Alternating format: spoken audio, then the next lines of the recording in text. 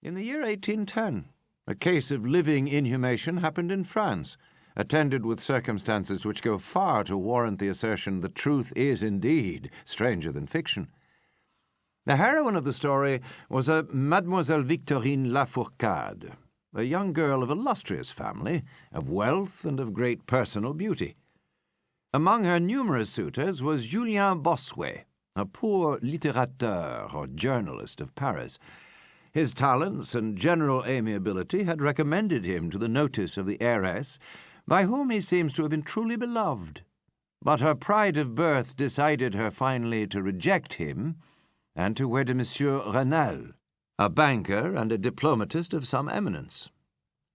After marriage, however, this gentleman neglected and perhaps even more positively ill-treated her. Having passed with him some wretched years, she died. At least her condition so closely resembled death as to deceive everyone who saw her. She was buried not in a vault, but in an ordinary grave in the village of her nativity.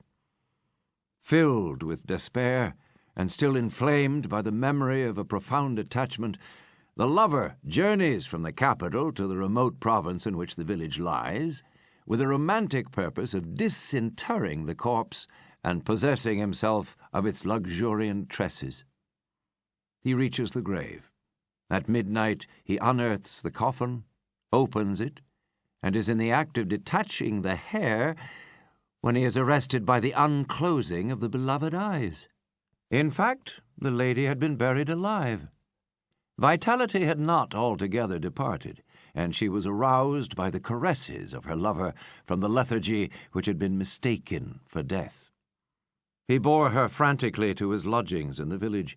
He employed certain powerful restoratives suggested by no little medical learning. In fine, she revived.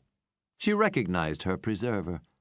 She remained with him until by slow degrees she fully recovered her original health. Her woman's heart was not adamant, and this last lesson of love sufficed to soften it. She bestowed it upon Bossuet. She returned no more to her husband, but concealing from him her resurrection, fled with her lover to America. 20 years afterward, the two returned to France, in the persuasion that time had so greatly altered the lady's appearance that her friends would be unable to recognize her. They were mistaken, however, for at the first meeting, Monsieur Renal did actually recognize and make claim to his wife. This claim she resisted, and a judicial tribunal sustained her in her resistance, deciding that the peculiar circumstances, with a long lapse of years, had extinguished not only equitably but legally the authority of the husband. The Chirurgical Journal of Leipzig, a periodical of high authority and merit which some American bookseller would do well to translate and republish, records in a late number a very distressing event of the character in question.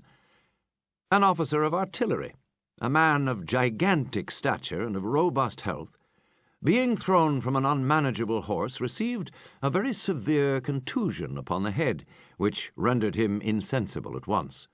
The skull was slightly fractured, but no immediate danger was apprehended. Trepanning was accomplished successfully. He was bled, and many other of the ordinary means of relief were adopted. Gradually, however, he fell into a more and more hopeless state of stupor, and finally it was thought that he died. The weather was warm, and he was buried with indecent haste in one of the public cemeteries. His funeral took place on Thursday.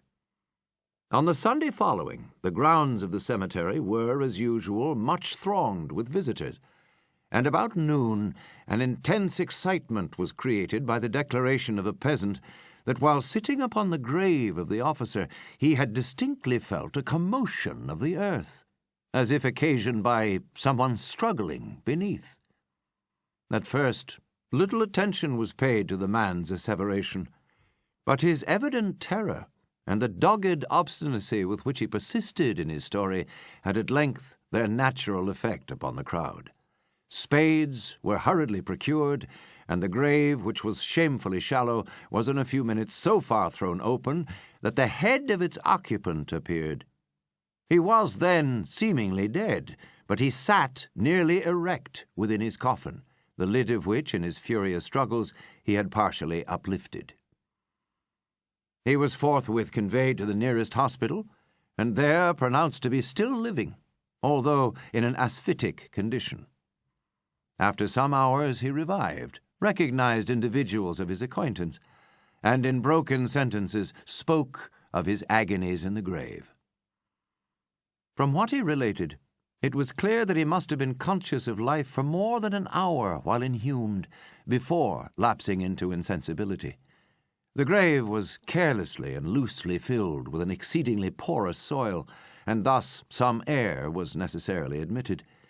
He heard the footsteps of the crowd overhead, and endeavored to make himself heard in turn. It was the tumult within the grounds of the cemetery, he said, which appeared to awaken him from a deep sleep, but no sooner was he awake than he became fully aware of the awful horrors of his position. This patient, it is recorded, was doing well, and seemed to be in a fair way of ultimate recovery, but fell a victim to the quackeries of medical experiment. The galvanic battery was applied, and he suddenly expired in one of those ecstatic paroxysms which occasionally it superinduces.